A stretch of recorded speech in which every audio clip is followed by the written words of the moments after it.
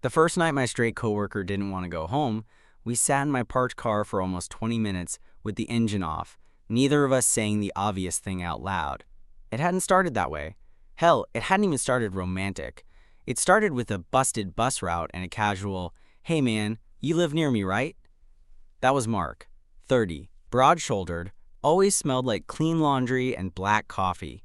The kind of guy everyone at work just assumed was straight without ever asking, mostly because he talked about his ex-girlfriend just enough to make it clear, and because he had that relaxed, confident guy-next-door thing going on. We worked at the same logistics company. Same floor, different teams. We'd known each other for about a year, but only in that polite break room way. Nods, small talk, complaints about management. Nothing personal, until his car died. He brought it up one afternoon while we were both waiting for the elevator.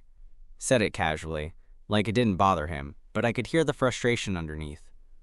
"Looks like I'm bussing it for a while," he said, rubbing the back of his neck. Alternator shot, of course. I hesitated. I don't usually offer things like that. I'm the guy who rehearses conversations in his head, and still says less than he planned. But I live 10 minutes from him, same direction, same exit. "I mean," I said, trying to sound chill, "if you want, I'd drive past your place anyway." He looked genuinely relieved, mild wide, that easy smile that makes you feel like you just did something right. "Seriously? Dude, that'd be a lifesaver." That's how it started. Carpools, no expectations. The first few rides were exactly what you'd imagine. Music low, light conversation, work gossip, traffic complaints. He'd scroll on his phone, I'd focus on the road. Comfortable, harmless, except it got comfortable fast. Too fast. By the second week, he wasn't on his phone anymore. He talked. About real stuff. His ex. His dad. How he hated going back to an empty apartment after work, but also hated the idea of dating again. I listened. Probably more than I should have. I didn't tell him I was gay right away. Not because I was hiding it. More because it just never came up. And because I liked the version of him that existed in that small bubble, where I wasn't wondering if he was filtering himself. But somewhere between week 2 and 3, the lines shifted. He stopped waiting on the sidewalk and started standing closer to my car, leaning down into the window when he talked. He started joking about how my car smelled good, like me, not air freshener. He'd bump my shoulder with his arm when he laughed. Little things. The kind of things you tell yourself don't mean anything. Then came the rain. One night it was pouring, one of those sudden, heavy downpours that turns the city into reflections and brake lights. We were both quieter than usual, tired. The kind of tired that makes you honest. When I pulled up outside his place, he didn't reach for the door right away. "Man," he said, staring through the windshield, "I really don't feel like going inside yet." I laughed lightly. "Long day? Long everything." He finally looked at me, and there was something different there. Not flirty, not playful, just open, like he'd dropped whatever mask he wore during the day. "You mind if we just sit for a minute?" he asked. I don't know why, "Yeah," I said, a little too fast. "That's fine." The rain drummed against the roof. Streetlight glow spilled across his face. He exhaled slowly, rested his elbows on his knees. That's when I realized this wasn't just about carpooling anymore, and that whatever was happening between us wasn't accidental. I just didn't know yet how far he was about to take it. After that first night, the just a minute thing became a pattern. Not every night. Not obviously. Just often enough that it stopped feeling like a coincidence. Sometimes we'd sit for 5 minutes. Sometimes 15. Once. Almost half an hour. Engine off. Windows fogging slightly. Music barely audible. Him talking. Me listening. Or sometimes neither of us saying anything at all. And I started noticing things I definitely shouldn't have. The way he filled the passenger seat, knee angled toward me. The way his hands moved when he talked. Big hands, always doing something, rubbing his palms together, tapping his fingers against his thigh. The way he'd sigh and lean his head back against the headrest like being there, in my car, was the only place he could actually relax. One night, about a month in, he finally asked, "So, can I ask you something kind of personal?" I kept my eyes on the road. My heart immediately sped up. "Sure. You dating anyone?" It was casual, too casual, but my stomach flipped anyway. "No," I said. "You?" He shook his head. "Nah, not for a while." There was a pause, a deliberate one. "You ever get lonely?" he added. That one hit different. I glanced at him for half a second before looking back at traffic. "Yeah, I think everyone does." He nodded slowly, like that confirmed something for him. "I hate that part," he said. "Coming home. Quiet. Feels like the walls close in." That was the first time I wanted to tell him. About me. About why I understood that feeling a little too well. But I didn't. Not yet. It came out a week later, accidentally, the way big truths sometimes do. He was teasing me about never talking about my love life. I laughed it off, then shrugged and said, "I mean, dating guys is already complicated enough without adding work into it." The car went very quiet. I braced myself. For awkwardness. For him pulling back. For something changing. Instead, he just said, "Oh, not bad, not weird, just surprised." Then, after a beat, "Cool."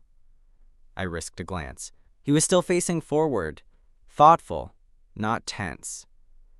"You okay?" I asked. "Yeah," he said quickly. "Yeah. Just didn't know. But cool." And that was it. No follow-up questions. No jokes. No distance. If anything, he leaned in more after that. He started texting me outside of work. Random stuff. Memes. Complaints about his neighbors. One night, a picture of his dinner with the caption, "This is sad, right?" Another night, "You still awake?" That one came at 11:47 p.m. We ended up talking until almost 2 in the morning. The lines blurred so slowly I didn't notice until it was too late. Then came that night. It was late fall. Cold enough that the heater was always on. We'd both had rough days. He was unusually quiet during the drive, jaw tight, fingers clenched. When we pulled up to his place, he didn't even pretend to reach for the door. "I don't want to go inside," he said flatly. I turned to him fully this time. "Okay." He let out a sharp breath. "Is that weird?" "No." "Good," he said, "because I really don't." The street was quiet. Most of the lights in his building were already off. He rubbed his face with both hands, then dropped them into his lap. "I feel like I'm losing my grip a little," he admitted. "And I don't know why." I didn't joke, didn't deflect. I just said, "You don't have to figure it out right now." That's when he looked at me. Really looked at me. "You're easy to be around," he said quietly. "You know that?" My throat tightened. "Yeah?" "Yeah." Silence settled between us. Thick. Charged. Not uncomfortable, but heavy with things unsaid. His knee shifted, touched mine. Neither of us moved it away. I became painfully aware of how close we were, how small the space felt, how warm. He swallowed. "Can I ask you something else?" I nodded, pulse pounding. "Do you ever feel something with someone and not know what it means?" That was it. The moment where everything tilted. I held his gaze. "All the time." His breathing changed. Slower. Deeper. He didn't touch me. Not yet. But when he said, "I don't think I want to be alone tonight," his voice was barely above a whisper. And I knew whatever came next. There was no pretending this was just a ride home anymore. I didn't invite him inside. Not right away. Instead, I turned the key just enough to switch the car back on so the heater kicked up, warm air filling the space between us. It gave me something to do with my hands, something normal. "You don't have to decide anything tonight," I said carefully. "We can just sit." He nodded, but he didn't look convinced. His eyes stayed on me, searching, like he was waiting for permission to feel whatever he was already feeling. "I'm not freaking out," he said, almost defensively. This feels different. With you." My chest tightened. "Different how?" He exhaled slowly. "Safer." That word landed hard. Neither of us spoke for a while after that. The heater hummed. A car passed at the end of the block, headlights sweeping across the windshield and briefly lighting his face. I caught the tension in his jaw, the way his shoulders stayed lifted, like he was bracing himself. Then he did something small that changed everything. He took off his jacket, just shrugged it off and tossed it into the back seat, like he'd decided he was staying. His sweater stretched across his chest when he leaned back again, and I had to force myself not to stare. "Is it okay if I hang out a bit?" he asked. Softer now, less guarded. "Yeah," I said. "It is." Another pause, longer this time. "You ever think about someone and feel guilty for it?" he asked. I didn't pretend not to understand. "Yeah, even if you haven't done anything?" "Especially then." He nodded slowly, eyes flicking down to where our knees were still touching. Neither of us had moved them in a long time. "I don't know what this makes me," he said, "and that scares the hell out of me." I turned my body toward him fully, careful not to crowd him. "You don't have to label it. You don't have to explain it. You can just feel it." He looked at me then, really looked at me, and something shifted in his expression, like a decision had been made quietly, internally. "Can I be honest?" he asked. "Always." "I've been thinking about you," he said. "More than I should. More than makes sense." My breath caught. "Yeah? Yeah."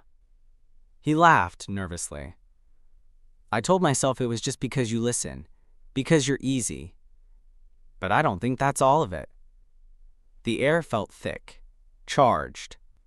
My heart was pounding so hard I was sure he could hear it. I didn't reach for him, didn't push. I just said, "I'm glad you told me." That seemed to surprise him. "You're not weirded out?" "No," I said honestly. "I'm not." He swallowed. His foot shifted. His knee pressed more firmly against mine. "Have you?" He hesitated. "Have you ever felt something like this with a straight guy before?" I smiled faintly. "More times than I'd like to admit." "That sucks," he said immediately. "I'm sorry." I shrugged. "It's part of it." He shook his head, frowning. "I don't want to be just another confusing guy for you." That hit me harder than anything else he'd said. "You're not," I replied, "because you're actually talking to me." He held my gaze. The silence stretched again, but it wasn't empty. It was full of restraint. Then, slowly, like he was testing the ground beneath his feet, he lifted his hand and rested it on the center console. Not on me. Just close enough that if I moved my hand an inch, we'd touch. My pulse roared in my ears. "You don't have to do anything," he said quietly. "I just didn't want to sit here pretending I don't feel this." I let my hand shift, just barely, until our fingers brushed. The contact was light, accidental, but neither of us pulled away. His breath stuttered. "Okay," he whispered. That one word carried so much weight. Okay to stay. Okay to feel. Okay to cross a line neither of us could uncross. Outside, the rain started again, soft at first, tapping against the roof like it was urging us forward. And for the first time since I'd met him, Mark didn't glance toward his apartment once. He stayed right there with me. He was the one who broke the silence. "Do you want to go somewhere else?" he asked, voice low. "Or stay here?" I knew what he meant. Not physically, emotionally. Forward or pause. "We can stay," I said. "If that feels safer." He nodded, relief flickering across his face. Yeah, I like that. But even staying felt different now. Charged. Like the air had shifted, just enough that everything meant more. His fingers moved first. Not grabbing, not urgent, just sliding, slow and tentative, until they rested fully over mine on the console. His palm was warm, solid, real. I didn't pull away. Instead, I turned my hand slightly so our fingers laced. He let out a shaky breath that sounded almost like a laugh. "Jesus, you okay?" I asked. "Yeah," he said. "I just didn't expect it to feel like this." Like what? Like I've been holding my breath all night and just noticed. We sat there, hands joined, listening to the rain and the quiet hum of the car. No rush. No need to escalate just because we could. After a moment, he spoke again. "I've always thought of myself as straightforward," he said. "Simple. Girls, relationships, the usual." I stayed quiet, letting him talk. "But lately," he continued, "nothing feels simple. And the scariest part is, I don't hate that." I squeezed his hand gently. "You don't have to have answers." He looked at me, eyes softer now, less guarded. "You make it feel less like a crisis." I smiled faintly. "Good. Because it doesn't have to be one." His thumb started tracing small circles against the back of my hand. Absent-minded. Intimate. My skin buzzed everywhere it touched.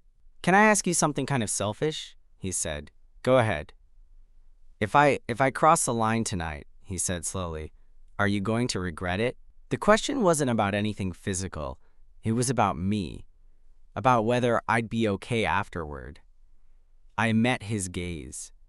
"Only if you disappear tomorrow." He shook his head immediately. "I wouldn't." "I know," I said. "That's why I'm here." That seemed to settle something in him. He leaned closer. Not all the way. Just enough that I could feel the warmth of his body, the heat of his breath.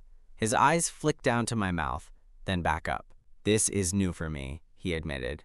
"I don't want to screw it up." "You won't," I said quietly. "We go slow." He nodded. Then, after a beat, he asked, "Can I kiss you?" The fact that he actually asked, nearly undid me. "Yes," I said. He didn't rush it. He leaned in carefully, giving me time to pull back if I wanted. When his lips finally met mine, it was soft, exploratory, almost reverent.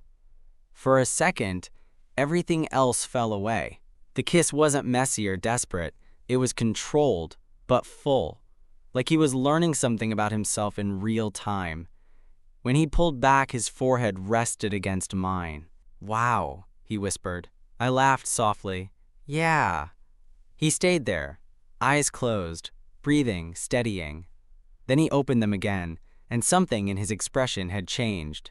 Not panic, not regret, clarity. "I don't want to go home," he said again. But this time, it wasn't about avoiding loneliness. It was about wanting to stay with me. I didn't answer right away. I just squeezed his hand and said, "Then don't." And for the first time since we'd started carpooling, he smiled like someone who'd finally let himself want something. We didn't go inside right away.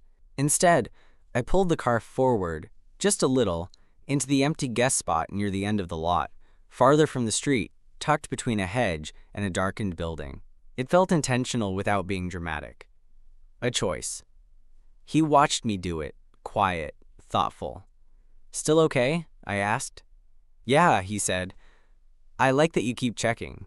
I turned the car off again. The sudden quiet felt louder than before. He took a breath, then another, like he was steadying himself. "I've never done anything like this with a guy." "I know," I said gently. "But it doesn't feel wrong," he added quickly. "That's what's messing with my head. It doesn't have to feel wrong to be new." He nodded, eyes on our hands still loosely joined between us. His thumb resumed those slow circles like his body knew what to do even if his mind was still catching up. "You're really calm about this," he said. "I'm not," I admitted. "I'm just practiced at hiding it." That earned a quiet laugh from him. "Well, thanks for being patient with me." "You're worth being patient with," I said before I could stop myself. He looked up sharply, searching my face. For a second, I worried I'd said too much.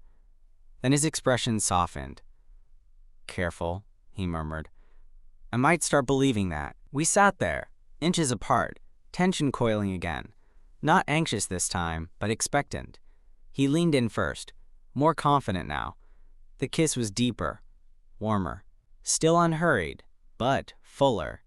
His hand slid from the console to my forearm, fingers wrapping there like he needed the anchor.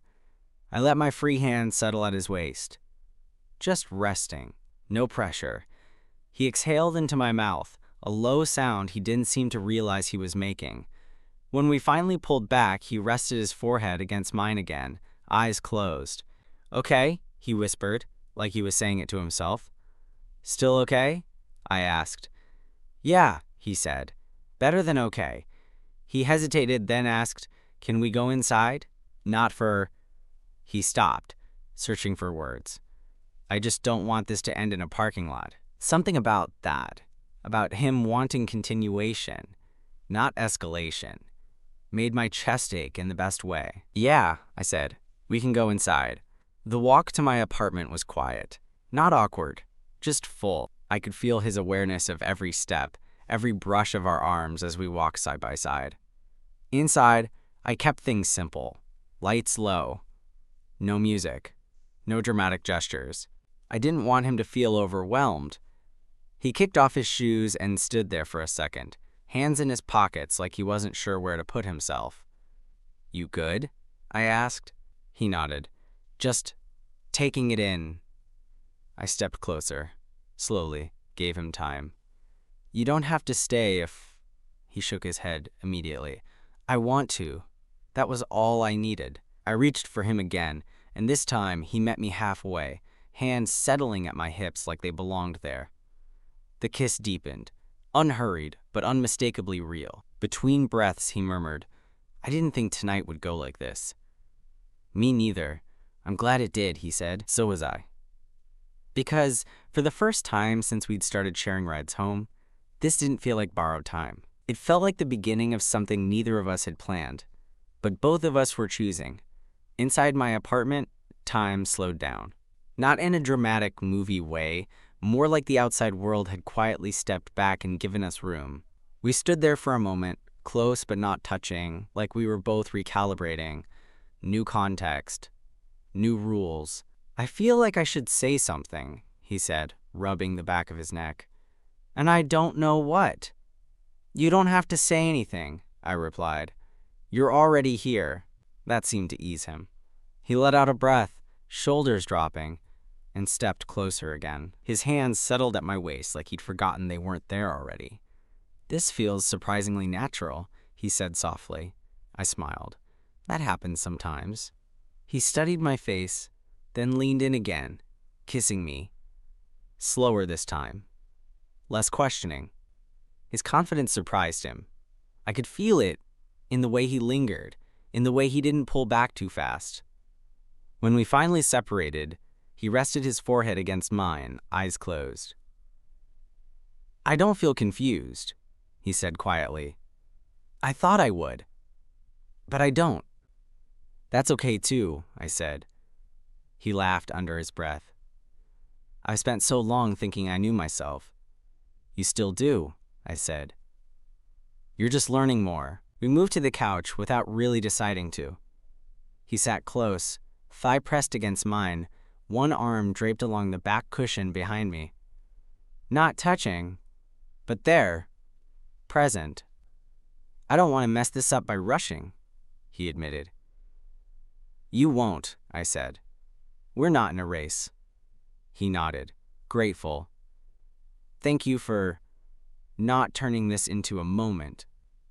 I smirked. "You kissed me in a parking lot. It was already a moment." He laughed, full and genuine, the sound easing the last of the tension. The rest of the night stayed gentle. We talked. About nothing. About everything. About how strange it was that something so unexpected could feel so right. At one point, his head ended up resting against my shoulder. He didn't comment on it. Neither did I. "I should probably go," he said eventually, though he made no move to stand. "You can," I said. "Or you can stay a little longer." He tilted his head, looking up at me, just a little longer, so we stayed. And when he finally left, hours later, he paused at the door, hand lingering on the frame. "This doesn't end tonight," he said. Not a question. "No," I said. "It doesn't." He smiled, soft, certain, and nodded before stepping out into the hallway. The next morning, my phone buzzed with a message. "Morning. Want to carpool?" I stared at it for a long moment, then smiled. "Yeah," I typed back. "I'd like that." Carpooling after that felt different in a way that was impossible to ignore, but also impossible to explain to anyone else. Nothing flashy changed. No sudden hand-holding at work. No lingering kisses in the parking lot. We were careful, not secretive, just respectful of how new and fragile this still was for him. But there was a softness now, a familiarity. He started waiting inside his building instead of outside, texting me, "Come up," when it was cold. Sometimes I would. Sometimes we'd just sit in the car again, talking the way we always had. But now there was an undercurrent neither of us pretended wasn't there. One night, a few weeks later, he surprised me. We'd parked outside his place again, engine off, heater humming. He was quiet longer than usual, staring through the windshield. "You know," he said finally, "I thought this would fade." I didn't ask what he meant. I already knew. "But it hasn't," he continued. "If anything, it's gotten louder." I turned toward him.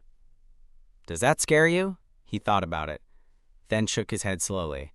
"No," he said. "What scares me is how okay I am with that." That was the night he reached for my hand, without hesitating. The night he didn't pull back when a neighbor walked past the car. The night he kissed me first, confident, certain, like he'd crossed whatever invisible line he'd been standing in front of for weeks. "I don't want to keep calling myself straight if it doesn't fit anymore," he admitted afterward, forehead resting against mine. "But I don't know what fits yet." "You don't have to decide," I said. "You just have to be honest." He smiled softly. "I am, with you." That winter, carpooling turned into dinners. Dinners turned into weekends. Weekends turned into him leaving a toothbrush at my place without either of us acknowledging it. He still had questions. So did I. But we asked them together. One night, months later, we were lying on my couch, legs tangled, a dumb movie playing in the background neither of us was watching. "You ever think about how weird this started?" he asked. I laughed. "You mean your broken car?" "Yeah," he said, grinning. "Best breakdown of my life." I turned to him, studying the man who once insisted he didn't want to go home, and meant it in a way neither of us had understood yet. "You stayed," I said quietly. He nodded. "I wanted to." Then, after a pause, he added, "I still do." And that was the thing. He didn't just not want to go home anymore. He'd found a new idea of what home felt like. With me.